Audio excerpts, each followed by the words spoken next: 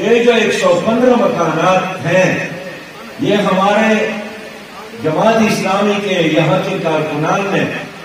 شیخ عثمان صاحب اور جاوید اقبال کی قیادت میں صرف 36 دنوں میں مکمل کیے ہیں، 36 دنوں میں مکمل کیے ہیں۔ اور ان کا اسٹیمیٹ یہی تھا کہ ہم 1,80,000 میں ایک کمرہ بنائیں گے، لیکن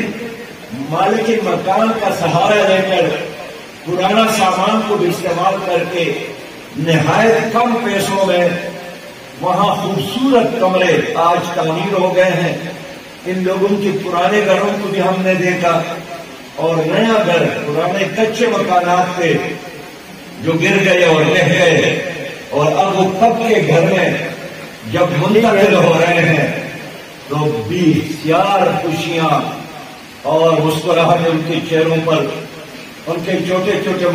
معصوم بچوں کو میں نے دیکھا، بچوں کو میں نے دیکھا جس طرح عید کے دن بچے بہت خوش ہوتے ہیں اور چلانے مارتے ہیں،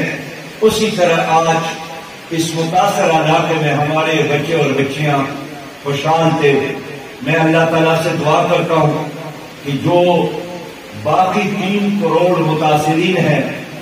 اللہ ہمیں توفیق دے کہ ہم ان کی خدمت بھی کریں،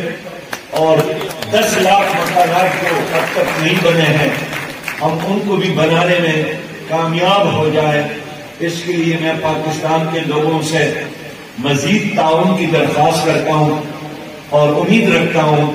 کہ ہم اپنی مائیوں کو، بہنوں کو، بچوں کو، بچیوں کو بین الاقوامی NGOs کے رحم و کرم پر نہیں چھوڑیں گے۔ یہ ہمارا فرض ہے، دینی فریضہ ہے کہ ہم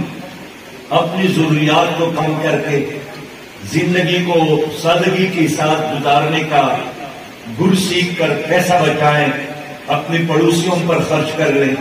یتیموں پر خرچ کریں، بیواؤں پر خرچ کر لیں، بیماروں پر خرچ کر لیں، بچوں کو تعلیم دینے پر خرچ کر لیں۔ انشاءاللہ تعالی وہ دن ضرور آئے گا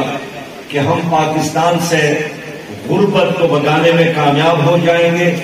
مہنگائی کو تباہ کرنے میں کامیاب ہو جائیں گے، اور اس ملک کو اسلامی اور خوشحال پاکستان بنائیں گے۔ میرے